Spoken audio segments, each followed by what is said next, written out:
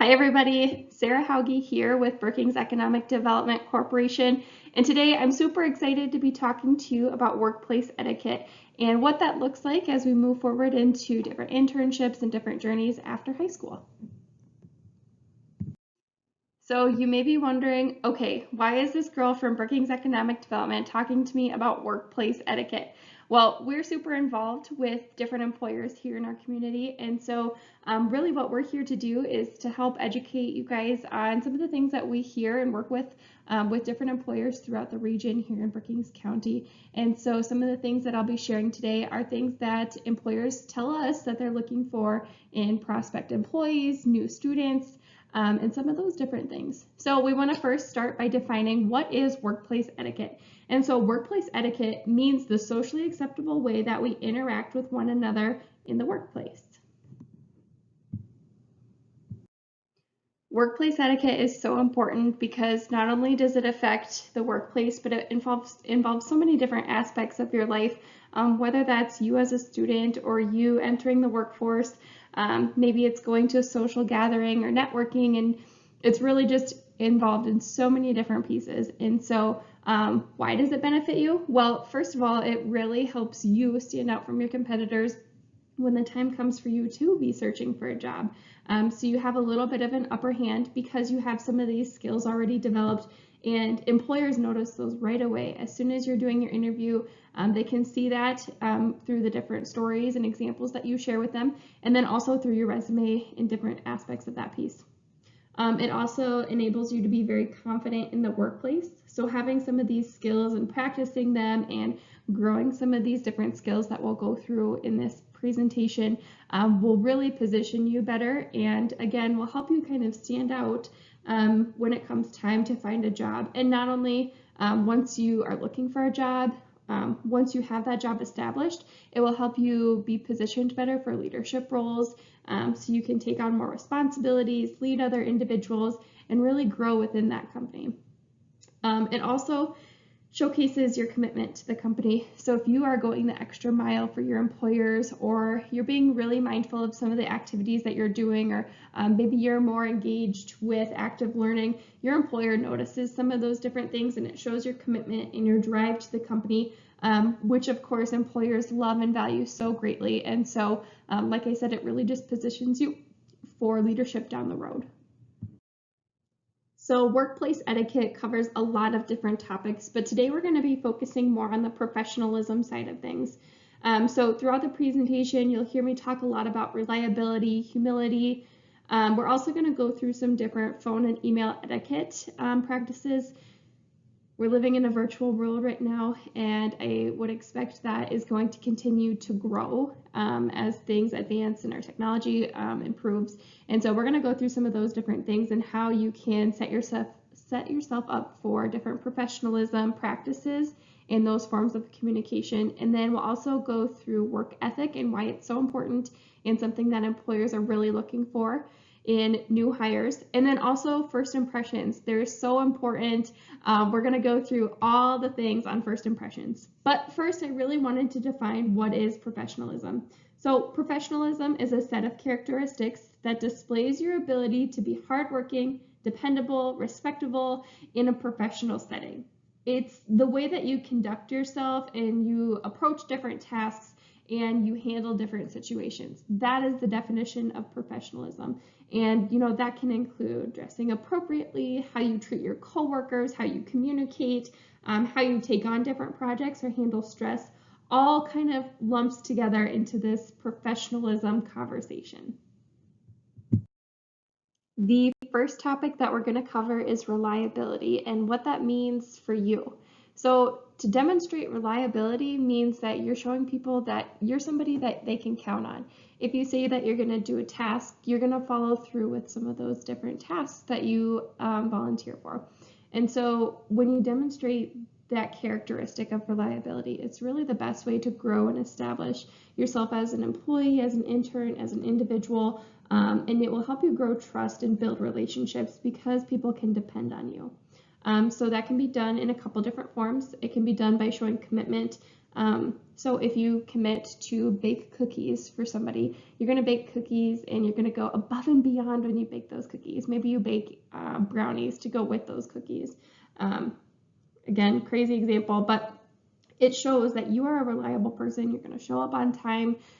You're making that commitment, and sometimes you're going above and beyond what is needed or sometimes asked of you.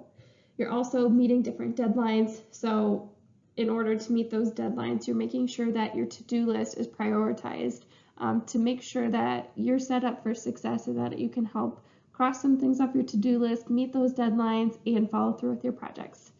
It's also really important to be consistent and to do quality work that you're so proud of. That's a big one. Making sure that you're not just throwing something together really quickly because it's asked of you, but really just being consistent and putting together really great quality work. And then that third piece is following through on what you say you're going to do. So if you say that you are going to show up for this networking event, go show up. Be that person that shows up for things. Be that reliable person. Follow through on your word. Make sure that if you sign up for a project, you're getting it done. You're holding up your end of the deal. Humility is huge in the workplace. We need it to get our projects done. We need it to have efficient, cooperative working teams. And so the next topic we're going to jump into is humility. Humility helps people cooperate and work together as a team, as a cohesive unit. So not necessarily considering one person better than the other, but rather the whole team is the asset versus one individual. Everybody brings their different strengths and weaknesses to a group, but understanding how those work, who has what that they can bring to the table, and being humble about those different things. So there's a big difference between humility and being not confident. You want to be humble in your strengths, but you don't want to show that you're not confident in your abilities. So there's a fine line of balance in between those two. So some different ways to grow and demonstrate humility is to actively seek for ways to better your skills. And so maybe you're asking, how does something work? How do you do that? How do you handle these different situations? So really asking questions, learning from your coworkers, your teammates, your supervisors, and understanding, okay, that's how that's done. How can I maybe tie that into some of the things that I do or work on? So that's one way that you can demonstrate humility within a group setting. And then you acknowledge your mistakes. If you mess up, if you forget something, you're human. People understand, but it's important to acknowledge those mistakes rather than trying to cover some of those up. And so if you do make a mistake, maybe go through and challenge yourself. What could have you done differently? Could have you set up your to-do list a little bit better? Could have you had better communication? And just internally assess what that could look like. By doing that, you grow your skills, you improve yourself for the future, and you avoid those mistakes doing them again. Asking for assistance or advice. This one is huge. I feel like a lot of people in our society say yes to a lot of different things and don't do a great job at delegating. And so asking for assistance to complete a project, being humble enough to do that and to ask for help. This also ties into asking your mentors for advice. If they've done something similar or conducted a project in the past and maybe you're not quite as familiar, ask them, how have they done things in the past? How have they set themselves up for success? Or how have they led different teams? And so that is really an important aspect of humility. And then also getting feedback on your skills. So as a leader, it's really important to stay humble, ask for feedback. What can you be doing differently? What can you do better next time? And knowing those different things from that feedback that others give you help you grow your skills and characteristics in the long run. Communication in the form of telephone etiquette. So we're all very familiar with phones. We have probably checked our phone a couple times during the presentation. No, just kidding. Phone etiquette is super important, especially in the workplace. When you're taking calls on behalf of your employer, you're representing your company and yourself as a professional. And so a couple different tips to help you showcase your professionalism within the workplace as you're answering different phone calls, helping customers, and some of those different aspects that will be involved in your workplace. So when you're answering the phone, always have a pleasant smile. People can tell when you're smiling. If I give the presentation without smiling, monotone voice, you don't seem as excited about it, and it's harder to follow and engage with. But if I'm super happy about my presentation and I'm using hand gestures and you can tell that I'm smiling, my voice is happier, you as the customer or the person on the other end of the phone is going to be a little bit happier, their mood's going to be positive, and so that's really important to make sure that you're staying pleasant, smiling, and some of those different aspects.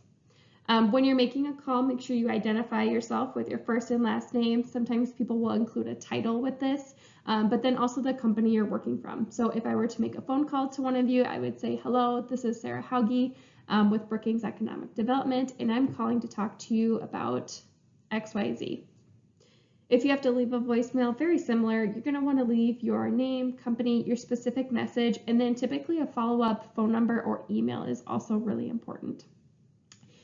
If you are the person receiving the message, it's really important to make sure that you follow up within 24-hour time period. It shows that you're very reliable, you have a time commitment that you're going to follow through with, and shows the other person that you're engaged with their message. Email etiquette. You may have been doing this for a long time. However, it's important to still go through some of these different things, especially when we're working in a professional setting. One thing I really want to note and point out is that emails, especially in the business setting, should not be like correspondence when you're sending a text message. Do not use shortened acronyms. Do not use a ton of explanation points or emojis. Keep it very business-like and professional.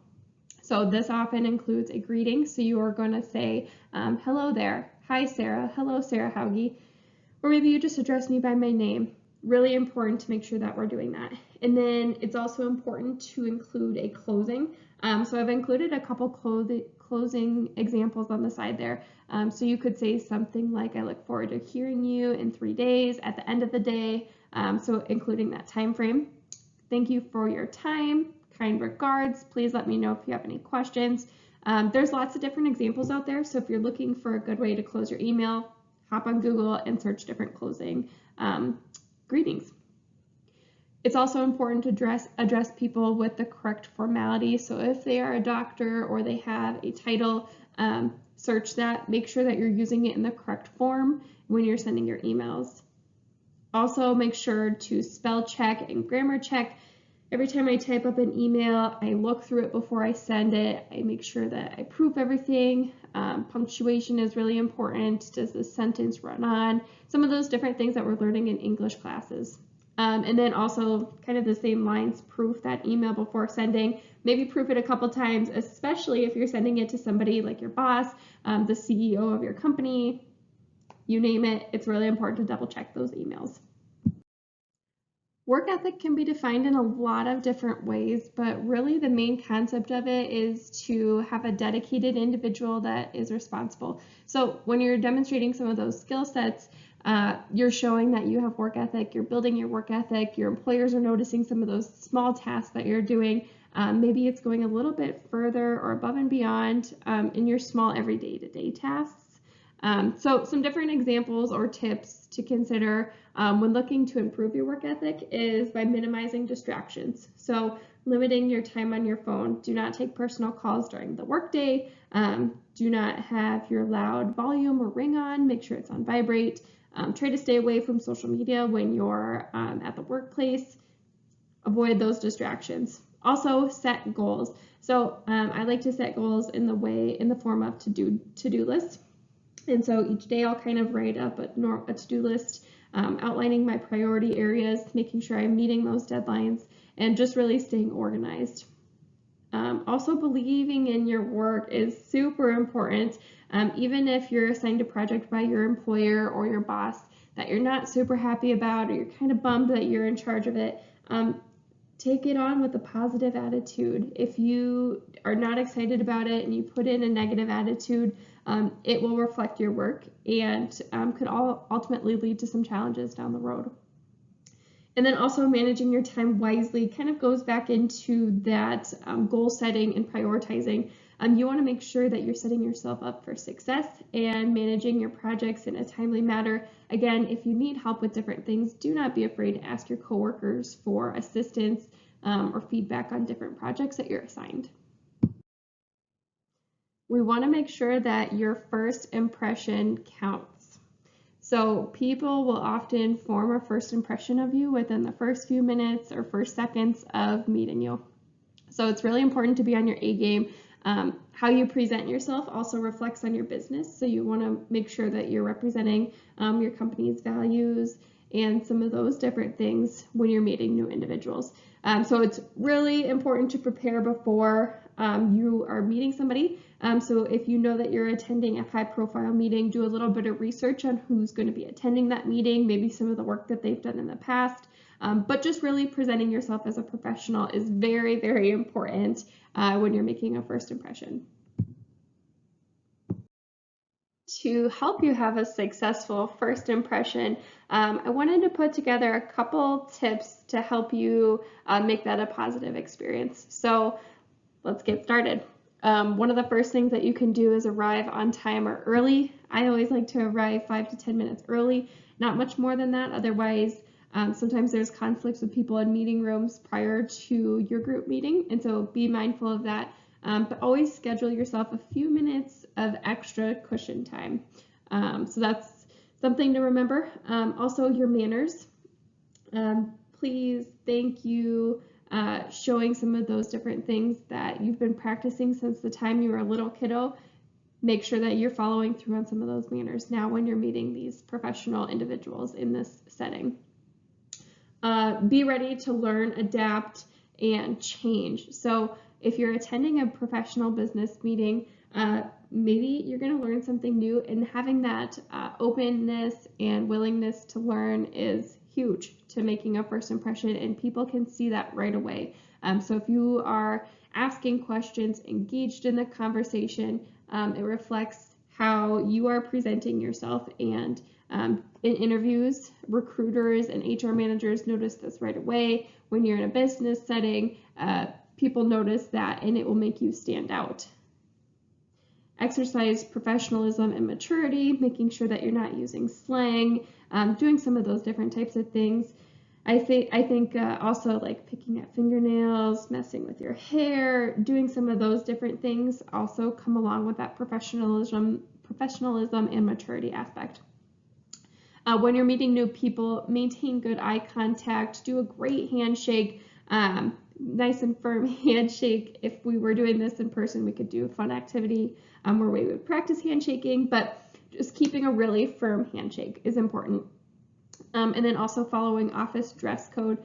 So if you just got hired for a new position, make sure that you ask your HR manager what is the typical dress code, what does it look like within the workplace. And so by understanding some of those things, you're prepared for your first day, and you know what to wear. And then also being mindful of pleases and thank yous. If somebody shares something with you, it's really important to maintain some of those manners. Another big thing is to stay alert. So do not show any signs of sleepiness, no matter how few of hours you got of sleep the night before. Be alert, ask questions, be engaged. Sleepiness looks really bad in the workplace, so just try to avoid it altogether. Go to bed on time, avoid it. This is kind of the last piece of professionalism that we're going to be talking about in this presentation. Unprofessional conduct is very frowned upon in the workplace.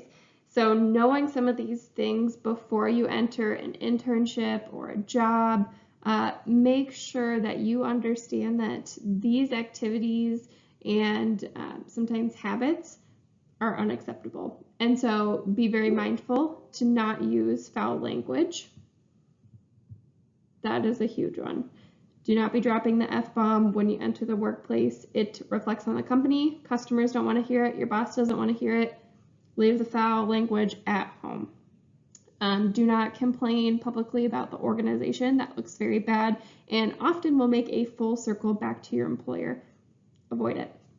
Do not engage in gossip. I know it's really easy to get sucked into the office. drama and gossip, but it really looks bad. Just try to avoid that. Separate yourselves from some of those different things that go on in the workplace. They can be very distracting and hurtful. So disengage in the office gossip. It's also very, very, very, very frowned upon to not keep things confidential. Often when you violate confidentiality policies, you will be terminated as an employee or as an intern. So obtaining confidentiality rules is so #1 priority. Do not be leaking information. Do not be that person. Keep everything confidential. And then also leave your emotions at home. Don't bring them into the workplace. As soon as you step into the building or office space, or if you're working remote, it's important to leave all those things outside of the workplace. Do not let it interfere with your work. You know, and if you do have situations that it is affecting your workplace, then have that conversation with your supervisor to work something out. The last takeaway for today's presentation is that it is okay to make mistakes. Nobody is perfect. Nobody expects you to get it right on your first time. Internships are meant for you to explore different career pathways and career opportunities, to learn if your interests match those of that position. It also helps you grow as an individual, as a future employee. It's okay to make mistakes. If you mess up, that's fine. Ask for help, ask questions, learn and grow from your mistakes is probably my best piece of advice for you. So how can you learn? You can watch your coworkers and supervisors. If they assign you to something and you don't know how to do it, instead of maybe asking a question within the first 15 minutes of you being assigned that task, maybe explore what that looks like. See if you can figure out that problem on your own. If you can't, ask for help. That's okay. You can also learn from your mentors. So by job shadowing and doing your internships, you're able to understand a little bit better as to the work that they do and how that can lead to some of the work that you're doing. So learn from your mentors, and then also have this desire and willingness and mindset that you are ready to learn, that you want to learn new things, and that you're ready to grow. It's super beneficial and will help you along your career journey. Thank you so much for letting me join you today. I am super excited to watch you guys enter your internships and to grow as individuals throughout your journey. If you have any questions about workplace etiquette or would like to talk about anything else related to developing some of those different career skills, feel free to reach out to me. My contact information is there below. Again, my name is Sarah Hauge with Brookings Economic Development Corporation. Wishing you all the best. Take care.